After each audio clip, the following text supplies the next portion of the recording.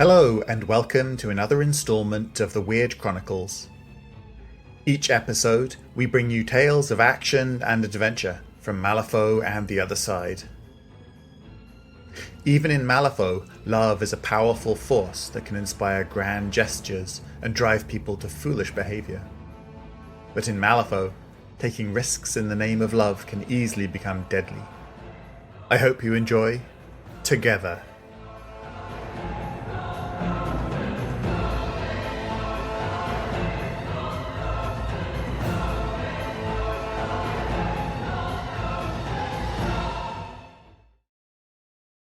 Together by Sidney Engelstein. Robert Neubauer knew that 22 years was far too long to go without finding true love. He'd had boyish flings in the past, back in his school days when love was as simple as chasing a girl through a field to win a dirt-scented kiss on the cheek. Now he longed for more. Robert's closest friend from university, Linus Lieben, was hanging about Robert's floral shop after close, picking petals off goldenrods whenever Robert turned his back. "Just have patience," Linus was saying. "Good things come to those who wait." "It's easy for you to say. You have Penelope." Robert took his time refilling the water under his bouquets, dragging his fingers against the soft, blooming edges of a full red rose. He loved flowers, and he loved his flower shop. His only wish was that he had someone to share it all with. He pictured her fragile hands weaving wreaths of holly and daydreamed about braiding daisies into her long golden hair. Or perhaps red hair, a fiery beauty who would melt as he tucked a sprig of snowdrops behind her ear and kissed her under the moonlight. "That's because I wasn't waiting for true love," said Linus. "Penelope's not perfect, God knows, but she's enough. You just gotta find you someone who's enough. I don't want to spend the rest of my life with someone who's just enough. Not when I know my perfect girl is out there somewhere." "Perfect girl." Linus shook his head. "You sound like a child." "She exists, and I'm going to find her soon. I can feel it." The most remarkable landmark in Breachtown is the giant hole in the fabric of reality, known as the Breach. When the Breach first opened, the force of it had destroyed the entire old-world town of Santa Fe. The draw of soulstone trade going in and out of Malifaux attracted people, though, and it was only a matter of time before the town was rebuilt with a thriving economy. Most of the locals were involved in the trading or smuggling goods brought out of Malifaux, but some, like Robert, owned local businesses, and others, like Linus, worked at the massive railway station that was the centerpiece of Breachtown. It was the only legal way in and out of the Breach, and guild guardsmen in their red and grey uniforms patrolled the barricades that separated Breachtown from the Breach to make sure that no one entered unlawfully. On his way home from work, Robert had to walk by those huge, barbed wire-topped barricades. Sometimes he and Linus walked back together, but most days Linus met his other friends for drinks at a local bar. Robert often hoped for an invitation to join them, but it never came. So instead he walked the dusty path home alone. Today he dragged his fingers roughly along the jagged cement of the barricade wall, feeling that surely the pain in his fingertips was no match for the aching of his lonely heart. "Step back from the wall, sir." The voice didn't have the gruff tones of the usual guardsman that Robert encountered. Instead, the voice was delicate and lifting, playing with the words as much as commanding them. As Robert turned around, he caught a flash of red hair as bright as the rising sun. Although she wore the same dust-stained uniform as any member of the Guild Guard, Robert knew at once that she was the most beautiful woman he'd ever laid his eyes upon. "Red," mumbled Robert, unable to form a proper sentence. His eyes widened as he realized that this was exactly the woman from his daydream mere hours ago. The word destiny flashed in his mind, and he felt his cheeks flush. "Sir?" They locked eyes, and everything faded away for him. Robert couldn't even hear the constant thrumming energy of the breach, despite it being on the other side of the wall next to him. Her irises were the colour of irises. "Step away from the wall." Robert's outstretched hand slumped to his side. He took a stumbling step back, unable to escape from the sinkhole of the woman's eyes. Nervous saliva filled up his mouth, until he felt too afraid to speak, for fear that the saliva would drool out. His tongue was thick in his throat. As he began to back away, the female guard broke his gaze, and Robert caught the faintest trace of a blush on her cheeks, beneath her veil of red hair. With a snap, the spell broke, and Robert turned on his heel. He didn't stop running until he reached home, breathless and as red-faced as his angel's hair. True love! Robert grabbed Linus by the shirt collar, grinning widely. Robert had barely slept the night before, thinking about his encounter with the female guardsman. Customers edged their way nervously out of the shop, while others pretended to be intently focused on baby's breath, their backs turned to the strange scene unfolding. "It's barely been a day." Linus gently extracted himself from Robert's grip, smoothing down his rumpled collar. "What could have happened in a day?" "It's been the most incredible day, and the loneliest night." Robert laid a hand flat against his chest and sighed. "How much harder it is to be alone when you know the face of your beloved." "You sound like a poet." "I feel like a poet." Robert pulled a rose from his bouquet and clutched it to his heart. "You would be too if you had seen her. She was all the flowers at once, poppies and peonies and camellias and chrysanthemums.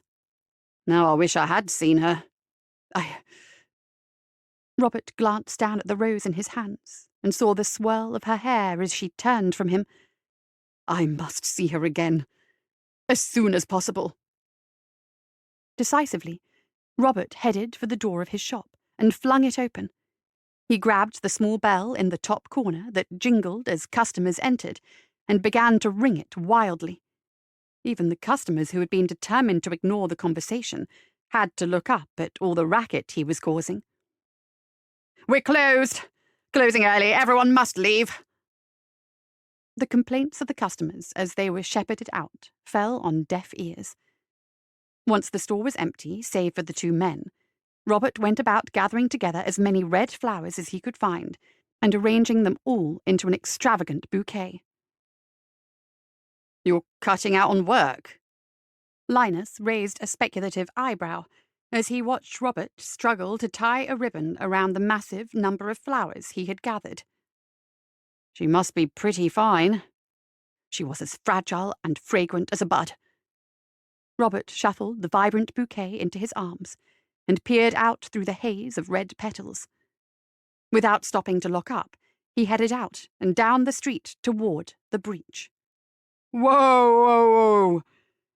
Linus had to run to catch up, and he cast a nervous look back at Robert's shop as he ran out the door. The shop looked like there had been an explosion of petals inside it. Some still drifted to the floor in the vestiges of the storm Robert had ignited. "This lady's a member of the Guild Guard. Some innocent fun is all well and good, but members of the Guard aren't the type to settle down. True love can transcend all barriers." Robert rebutted, not slowing his pace or turning to look at his friend. His eyes were locked on the swirling blue distortion on the horizon, calling him closer towards his destiny.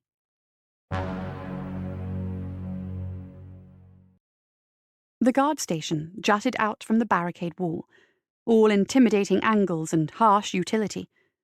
Robert had arrived hoping to find his beauty within, but found himself stopped at the door. Yeah, she's not here anymore.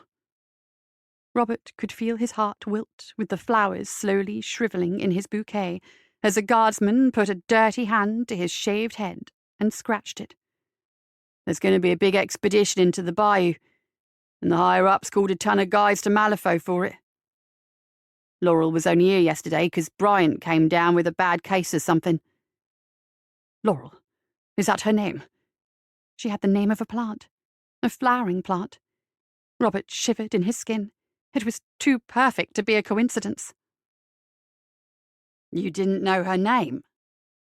The guard glanced down at the bouquet Robert was carrying, and his voice softened sympathetically.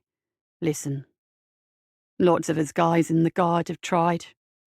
She's not into it. Let it go.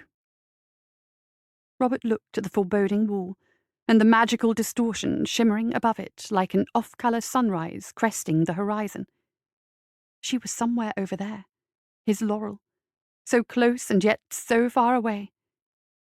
He remembered her flushed cheeks, the desire in her deep blue eyes echoing his. He couldn't just give up. Resettling the red flowers in his grip, Robert turned away from the wall. Tough break, said Linus. I sort of had my hopes up to see her. I'm not giving up, Robert said, as he turned on his heel and began marching away from the guard station, purpose in his step, the flowers in his hand hardy and vibrant. You can't just wait for her forever, Robert. You have no idea when she's coming back. I'm not waiting for her. Robert faced his friend, more determination in his eyes than ever before. I'm going in after her. Into Malifaux. Linus was so shocked that he stopped walking and had to awkwardly jog to catch up to Robert, who was still headed in a straight line to the train station. Are you crazy? It's for love. Nobody goes into Malifaux for love. Nobody has ever loved like I have. You don't even know this girl. Linus grabbed at Robert's shirt sleeve, forcibly pulling him to a halt. What about your shop? Robert's eyes were dreamy as he stroked the soft petals of an amaryllis. It's worth losing everything to gain her. You're an idiot, and you're going to get yourself killed. Linus spat, letting go of Robert's shirt and walking away. I hope she's worth it. She is, answered Robert. But if Linus heard, he didn't care enough to respond. Robert took nothing to Malifaux, aside from himself and his armload of red flowers, which were already starting to brown and curl at the edges. His ticket had cost him almost all his savings, and love-struck, he didn't even consider stopping to pack a travelling bag. Living beside the breach for the past decade, Robert thought that he would be prepared to cross through it. But the shock of seeing a city suddenly flash into existence in front of the train left him gripping his flowers so hard that he snapped a few stems. Where the sky had been clear and blue earthside, Malifaux's sky was dark and grey. And with surprise, Robert realised that it was snowing. He had no coat, and immediately the chill sunk through his shirt and raised goosebumps on his arms. He rode the train past the first stop into the city itself.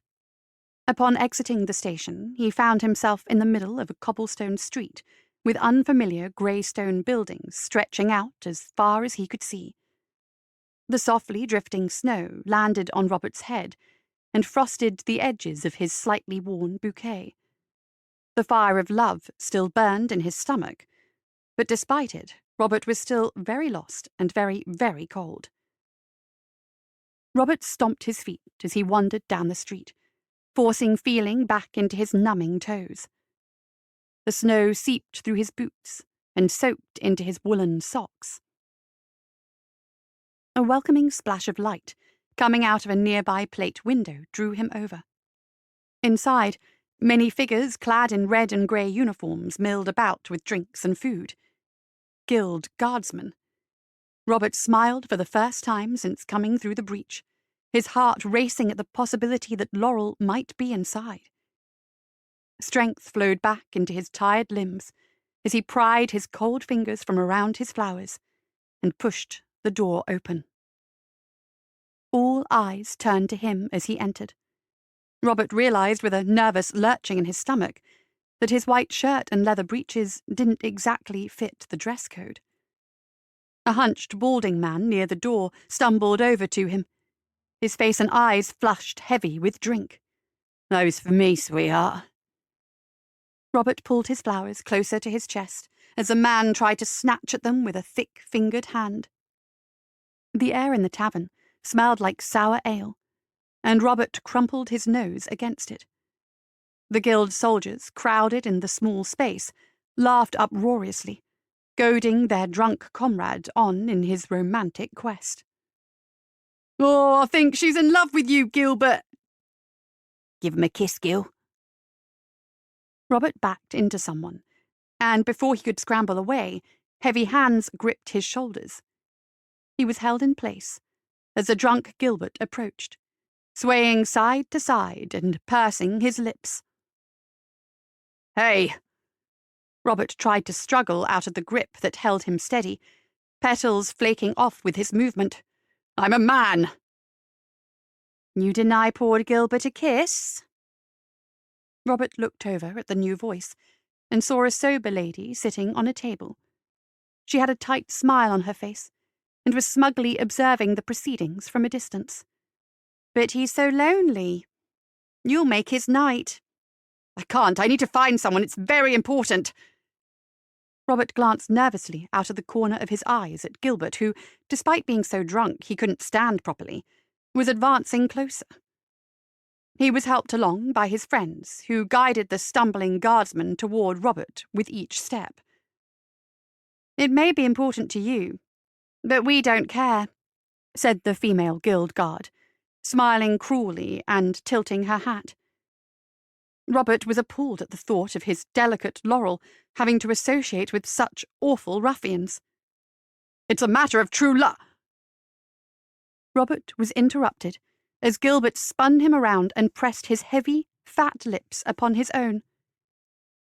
Robert's eyes widened as the taste of pickled eggs basted in cheap ale suffocated him. He could barely hear the cheers of the rest of the tavern over the blood pumping in his ears from the acute embarrassment of it all. It felt like an eternity before someone hauled Gilbert off of him. The man was laughing, and a rank-smelling liquid was dripping down his leg. Robert felt bile rise in his throat, but he swallowed it down. "Man, you must not be a very good kisser," said the female guard. Robert thought his cheeks were going to burst into flame as he looked down at his bouquet, crushed and mangled from its time between his and Gilbert's bodies. Frustrated tears began to well up in his eyes. The guardsmen that had been gathered around them returned to their tables laughing. Some of them clapped Robert on the back, hard enough to send him stumbling. He stared down at the roses in his hands, trying desperately to conjure up in his mind the image of Laurel's smooth red hair, or the maidenly blush on her cheeks. "So who are you looking for?" Robert looked up. The woman was now standing in front of him, grinning so widely that he could see she was missing one of her canines. "She's a guild guard." Gathering his breath, Robert settled the tremble in his voice. "Her name is Laurel." "Laurel O'Hare!" The woman flicked her eyes down to the bundle of flowers, and her smile settled into a frown. "I see." "I need to talk to her." "Sorry to break your tiny little heart, but she's shipped out to the bayou. You missed her." "Then I'll go to the bayou and find her." The woman's jaw fell slack, and she struggled to make the sounds coming out of her throat into comprehensible words.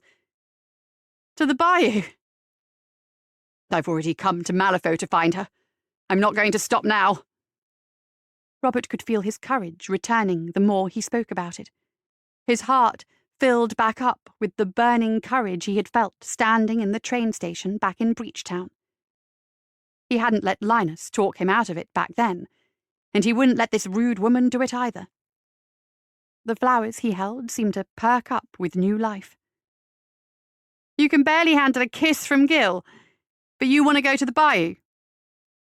The woman crossed her arms, her eyes sizing him up and finding him lacking.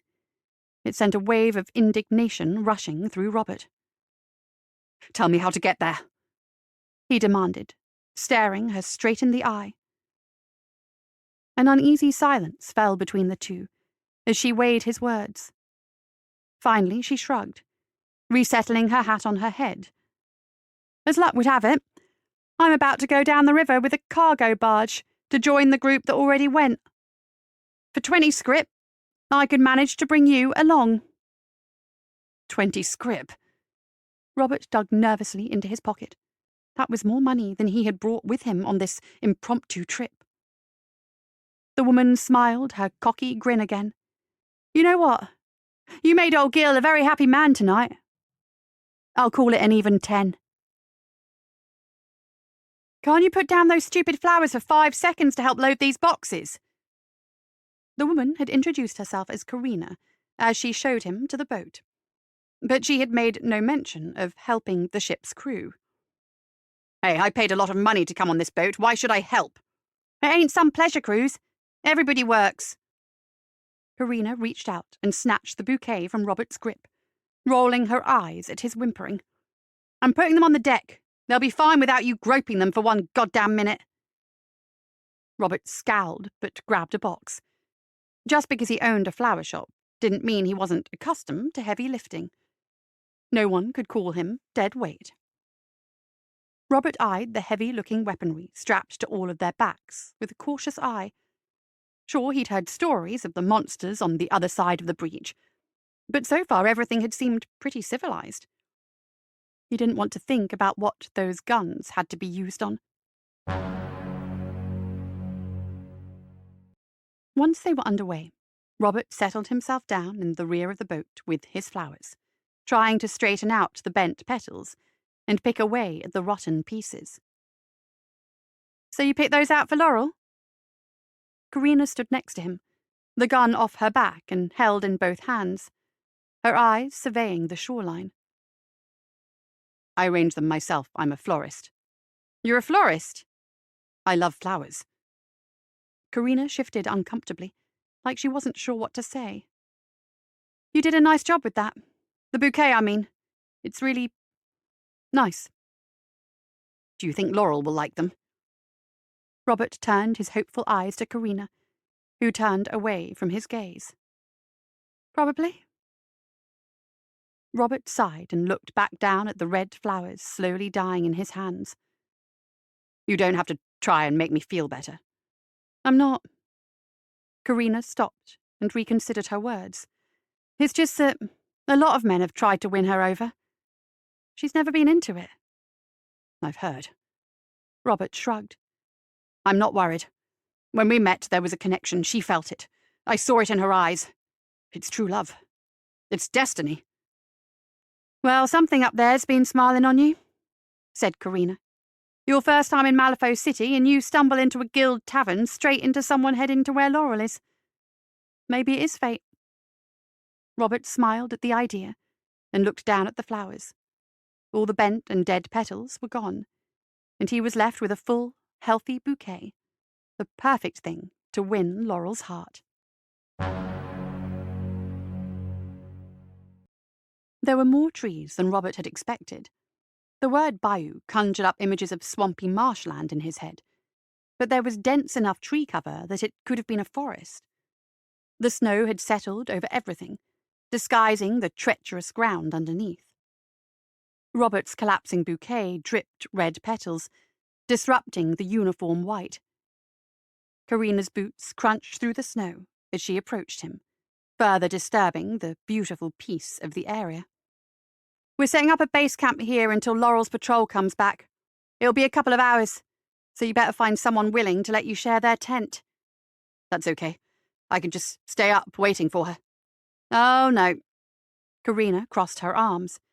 "You've made enough bad decisions recently. Daytime is bad enough. I'm not letting you stay out at night." "Letting me? I'm not a child." "Then stop acting like one. It's dangerous here. Love means nothing if you're dead. Robert grumbled, but followed Karina back to the camp, where fires and tents were being erected. He was hungry and freezing cold, so resting up in a camp for a bit wouldn't be the worst thing in the world. He wished again that he had brought a real winter coat, as the bitter wind cut right through his sleeves and left him shivering fiercely. It was only slightly better by the fire. Most of the guild soldiers did their best to ignore him, and Karina was too busy with unloading the boat and setting up camp to spend much time with him. Robert passed the hours staring into the darkening forest, trying to figure out what he would say when he finally saw Laurel again. Nothing seemed to be auspicious enough. His thoughts began to spiral into worries and doubts. What if she rejected him, ignored him, didn't even recognize him? He shook his head and tried to drive the negative thoughts away with memories of her smile. But he had only seen her once, and when he pulled up all of his images of her, they seemed so few and insignificant next to how far he was from home.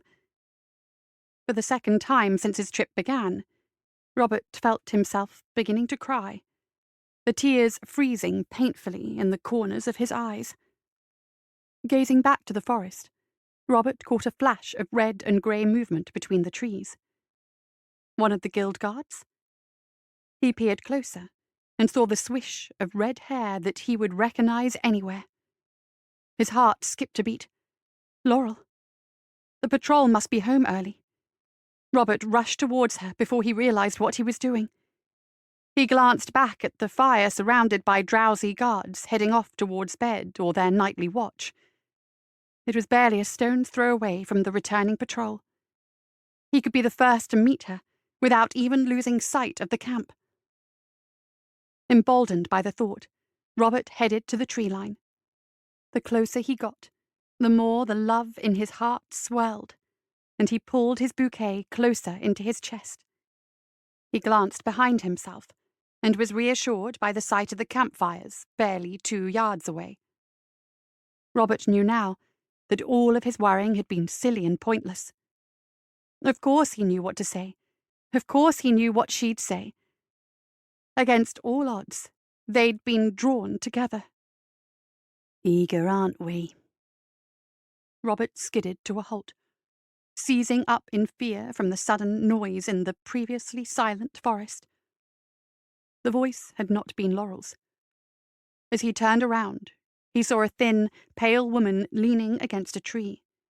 She wore an oversized, slightly tattered and bloody guild uniform, and had bright red hair like a sunrise. Where her eyes should have been were deep black sockets.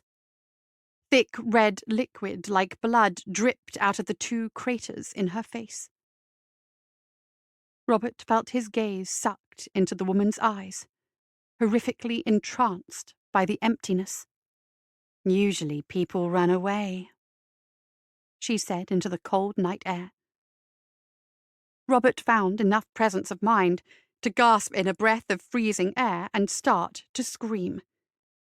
The eyeless woman walked forward noiselessly, barely disturbing the snow, and she pressed a bloodless finger to Robert's lips. The action cut Robert's scream off, leaving him in stunned silence. Even as the woman drew back her finger, Robert struggled to find his voice. Flower petals began wilting off his bouquet, dropping into snow, red against it like the red blood that dripped from the woman's eyes. She smiled knowingly. Better keep quiet. We don't want anyone interrupting our special time. Robert shuddered with fear and with cold. Where the eyeless woman had touched him, the warmth seemed to seep out of his body as if it were being stolen. In desperation, Robert touched his trembling lips together and managed to whisper out a single, trembling word. Laurel. Oh. The woman cracked open a grin as wide and empty as her eye sockets. She laid a cold hand against Robert's chest, and Robert felt his heart slow as heat leached from him. "We thought it was fear, but it is love that sets his heart beating. How noble." "Love, true love." The woman traced Robert's eyes, which were gazing at her red hair, and pulled a few locks of it between her fingers. "Laurel, There was one out there, with hair like ours." She turned her grim, joyous face back to her shivering victim. "Did you think we were her? Hardly true love to rely only on a flash of colour to identify her." Robert tried to find the glow of the firelight through the trees, but everywhere he looked was dark. He had no idea of how far he had wandered into the forest. He looked down, and his flowers were almost all dead. A large pile of red at his feet, shattered, like his heart. Robert began to run. "Running after love with nothing but dead flowers. How romantic. Not many men appreciate the value of that which has perished." Her voice rang with a faint touch of longing. Tears poured down Robert's cheeks, crystallizing as they fell. His lips felt thick, and his shivering slowed. His eyes were heavy. He wanted to lay down and sleep, but he pushed himself to keep moving forward, even as his legs threatened to give out. He moved desperately, hoping he moved back toward safety. He wouldn't let it end like this. He had to find Laurel, had to have a happy ending. "You've got a lot of determination. I find it admirable, an attractive quality." She almost purred. "Love." Robert breathed out, the words filling up his numb throat. The woman intoned, agreeing. She came around Robert from the side and laid a gentle hand on his arm. "You're so honest, straightforward, willing to go through anything to reach their goal. That's love." Robert looked down at the last 3 red petals on his flowers. He saw the curve of Laurel's hair in their edges. He reached out towards them, trying to grasp her blushing cheeks in his hands. But the woman snatched them away. "She loves you not," she said with a cruel grin as she plucked a petal and let it fall to the ground. "She loves you." Another petal fell to the snow. "She loves you not." Robert collapsed in the snow and tried to gather the petals back up. "How can I win you for myself? Would a bouquet be enough?" She looked off through the trees. "If you give yourself to me, I will help you find your Laurel, and I shall give you her heart." The tears began to dry up, and Robert managed a small nod of acquiescence. "Laurel." "Yes, dear. I'll find her for you, and I will make an arrangement of her heart for you. Its petals shall be an even deeper red than what you intended to give her." Her laughter cut the cold night air. Robert reached out with the last bit of energy towards the encampment. "My love." "I love you too," said the woman, as she pressed a frozen kiss to the top of Robert's head.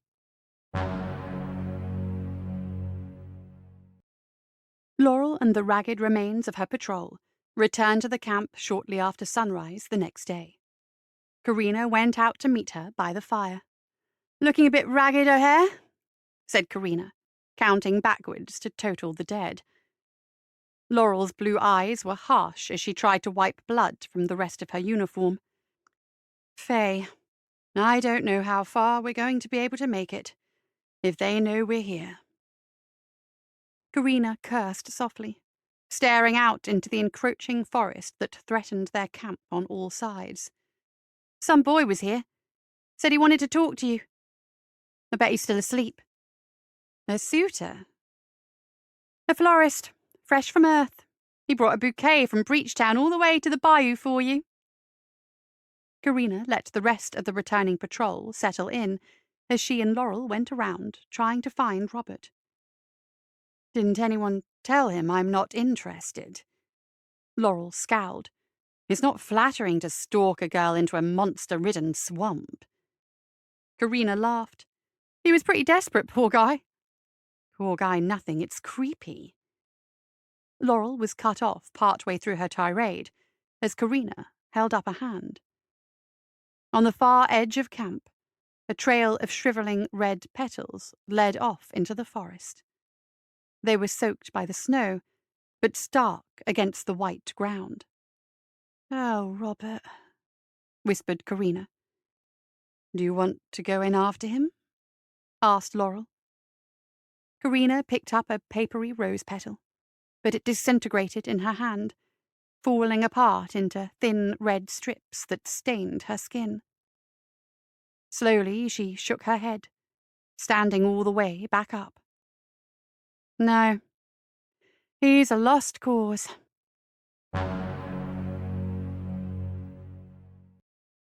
In the shadows cast by the distant trees, the woman watched through empty eyes. "Is that her, my sweet?" she asked, turning to look at the boy next to her. A single drop of red hit the snow. Robert nodded to her. Laurel had begun moving back to the encampment, and Robert watched her go. He wanted to cry out, but could not summon the energy. A soft sigh escaped his near-frozen lips. "Don't worry, my sweet one. I'll bring you her heart." A small smile crossed her lips. "And once you have her heart, I shall have yours." She licked her lips, almost seductively. Robert shivered in fear and sank down into the snow.